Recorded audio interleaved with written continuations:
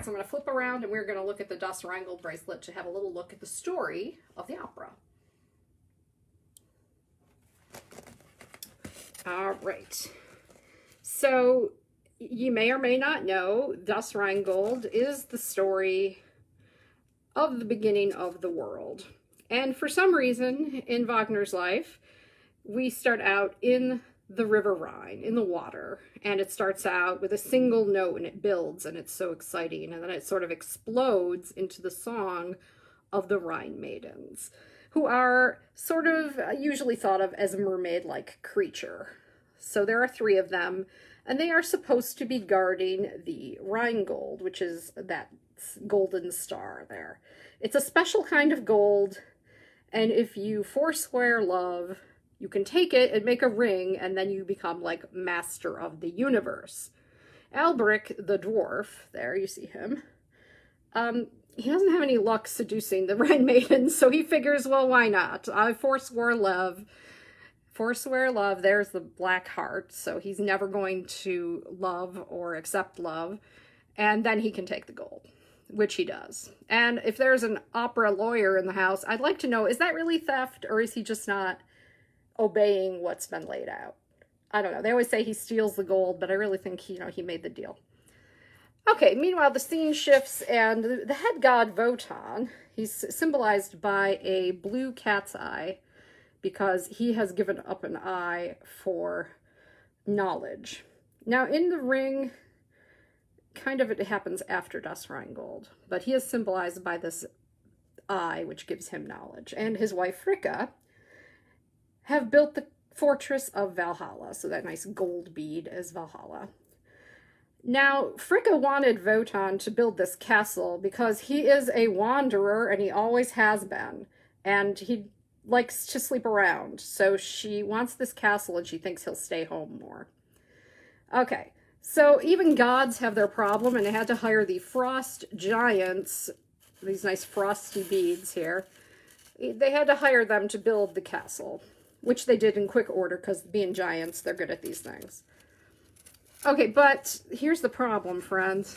We have to pay the giants, and somebody told them they could have the goddess of love, Freya. And the problem being, not just that Freya didn't agree to this, but she grows these golden apples, which keep all the gods fresh and young, and if they don't get the apples, they're going to age, and it's not going to be pretty.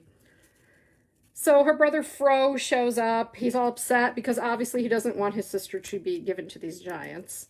He's symbolized by a leaf because he is the god of the fertility and growing things. And she's a flower because she is the spring love goddess. A little heart there too. And Thor comes and he's upset too. He has a gray crackle bead because he's the god of thunder and lightning. So that crackle sense. And then, everybody's all in angst, and then Loki shows up. Loki is what we call a demigod. He's half god and half man, I guess.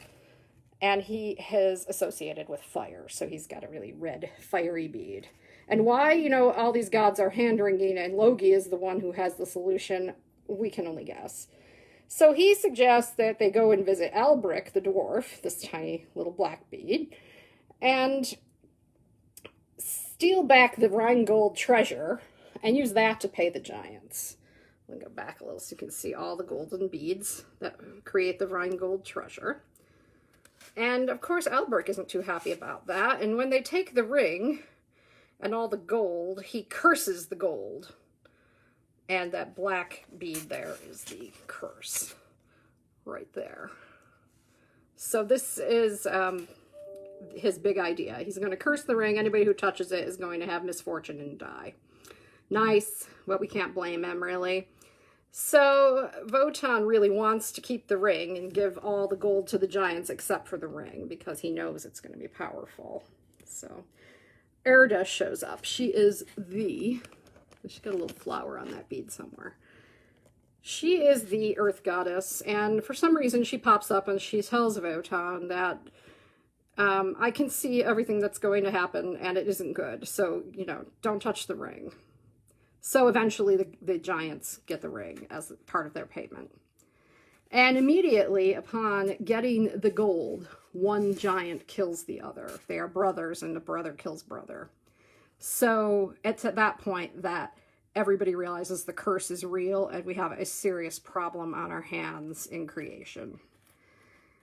So, it gets all cloudy and miserable and everybody's really depressed. But Thor decides to clear up all this smog by striking his hammer. And like, this is the best part for me. I wait for this part when he smashes the hammer and he sings Calling the Clouds. It's so good.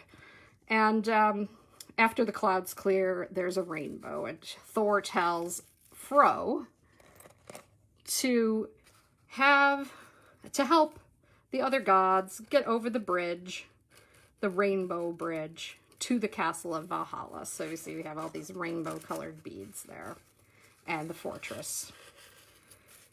And Wotan continues to think on everything that has happened, and he's really intrigued by Erda and like how she has all this knowledge when he's like head god, so why doesn't he know it?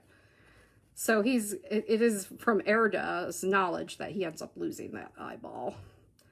And then the Rhine maidens thought they were going to get their gold back. Here they are.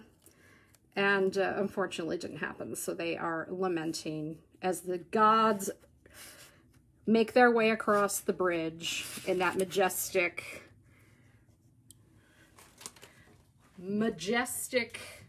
entry of gods to Valhalla music. Now, I had Das Rheingold on while I was working this week, just, some version off YouTube that I was listening to, and when that entry of God to Valhalla music comes up, it's just like, I don't know, goosebumps or something.